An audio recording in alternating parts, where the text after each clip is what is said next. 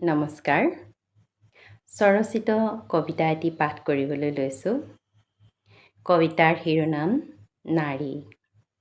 নাৰী, নাৰী তুমি অনন্যা, ৰূপে গুণে লাৱনী তুমি অপৰূপা। নিজকে নাভাবিবা কেতিয়াও অবলা, তোমাৰো আছে এক স্বয়ং সম্পূৰ্ণ সত্তা। অধিকাৰ তোমাৰো আছে স্ব ইচ্ছাই জীয়াই থকাৰ, অধিকাৰ তোমাৰো আছে নিজস্বতাৰে পৰিচয় দিয়াৰ। তুমিও কৰিব পাৰা বিশ্বজয়, সাহস ৰাখিব পাৰা যদি অক্ষয়। সমাজৰ পুৰণিকলীয়া এলান্ধু আঁতৰাই হ'ব পাৰা আধুনিক আৰু সংস্কাৰী সদায়। সততে তোমাৰ সতে থাকে কোমলতা আৰু সততা। পৰিস্থিতি সাপেক্ষে তুমিও দেখুৱাব পাৰা কঠোৰতা। আৰ্জন কৰিব পাৰা তুমিও অবাধ ক্ষমতা। থাকে যদি তোমাৰ কৰ্মত নিষ্ঠা আৰু একাগ্ৰতা।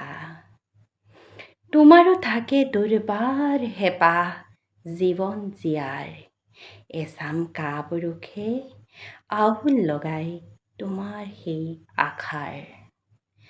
অলেখ সংকল্প থাকে তোমাৰ মনত থিতাপি, লগতে বহুতো আলফুল সপোন বিয়পি।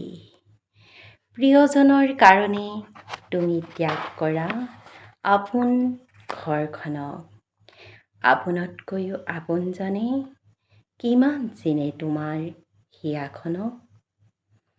নতুনত্বক স্বীকৃতি দিবলৈ বিসৰ্জন দিয়া তুমি নিজস্বতাক। সন্মান কিমান কৰে তোমাৰ ব্যক্তিসত্তাক।